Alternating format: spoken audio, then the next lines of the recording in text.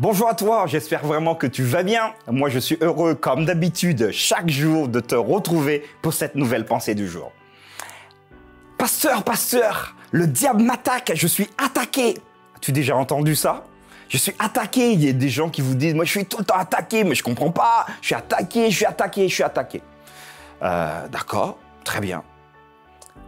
Es-tu toi et aussi attaqué par l'adversaire, le diable? Te sens-tu attaqué? J'aimerais qu'on en parle aujourd'hui.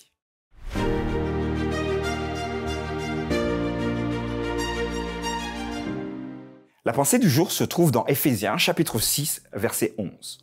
Revêtez-vous de toutes les armes de Dieu afin de pouvoir tenir ferme contre les ruses du diable.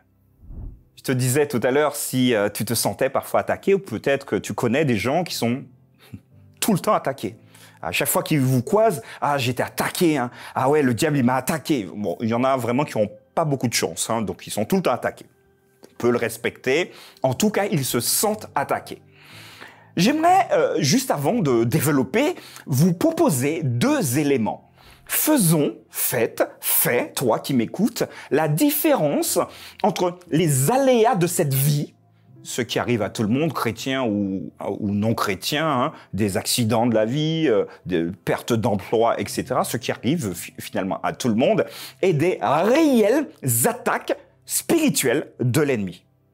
Il y a une différence à faire, parce que parfois nous mélangeons tout, nous disons, parce que nous avons perdu notre boulot, ah oui, mais c'est le diable qui m'attaque, pardon, mais pourquoi tu as fait une faute grave en fait? C'est le diable qui t'a fait faire une faute grave ou c'est toi qui as décidé de faire une faute grave. Ça, c'est un exemple. Ou encore, oui, mais le diable, il m'attaque sur ça parce que j'ai loupé mon bus. Réveille-toi peut-être un peu plus tard, plus tôt, comme ça, tu auras ton bus. Vous voyez, parfois, on n'est pas conscient des dérapages qu'on utilise en mettant tout sur le dos du diable et surtout en ne prenant pas nos responsabilités. Le diable, il m'attaque. Néanmoins, nous ne pouvons non plus pas exclure le fait qu'il y ait des attaques spirituelles qui se passent.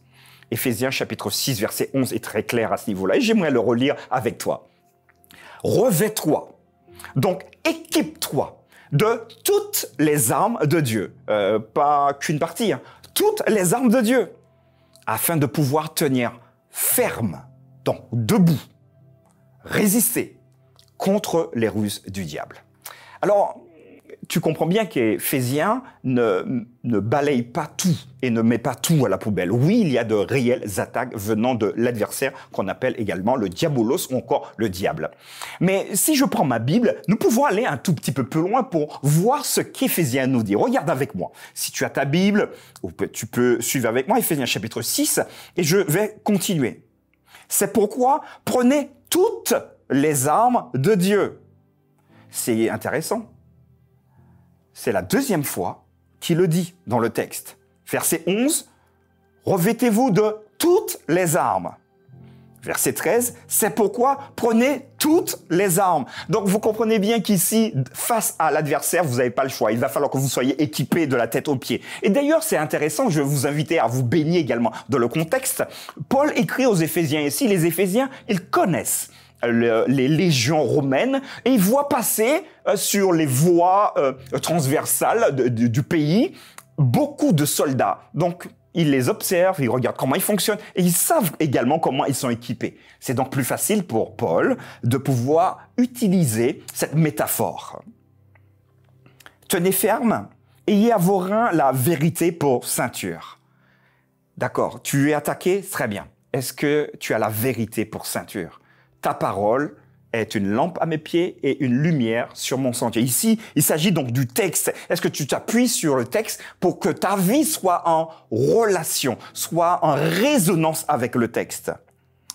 Mettez pour chaussure à vos pieds le zèle que donne l'évangile de paix. Un évangile de paix, pas un évangile de destruction. Est-ce que dans ta bouche, tu utilises plutôt un évangile de paix ou un évangile de destruction? Ça, c'est un point d'interrogation.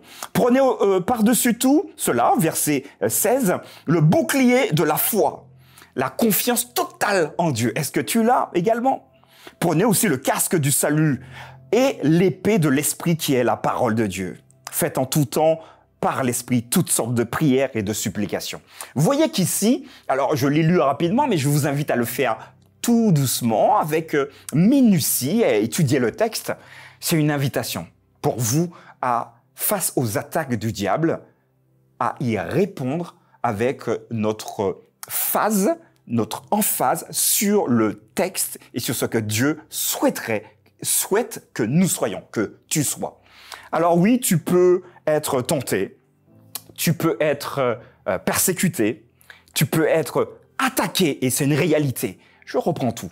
Faisons la différence entre les aléas de la vie, donc ce qui arrive à tout le monde, surtout quand, je vous l'ai dit en forme de boutade tout à l'heure, si nous ratons notre bus, ne disons pas que le diable m'attaque.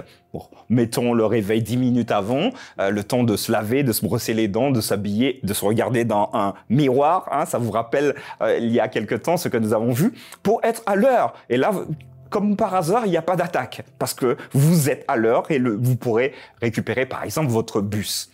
Mais ce que le texte t'invite à faire face aux attaques, tu n'y arriveras pas seul. Face aux réelles attaques spirituelles, tu n'y arriveras pas seul. De la nécessité de t'équiper de la tête aux pieds. Ici, c'est comme un soldat. Aujourd'hui, on dirait comme un policier du GIGN ou de la BRI. Voilà, tout équipé. Pourquoi ? Parce que la bataille que nous avons à mener n'est pas une bataille physique, mais une bataille sur le plan spirituel. J'espère en tout cas que cet élément-là t'a permis de réfléchir.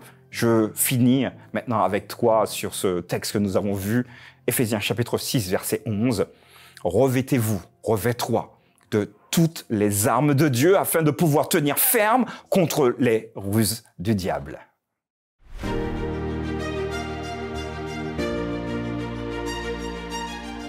Voilà les amis, revêtez-vous de toutes les armes.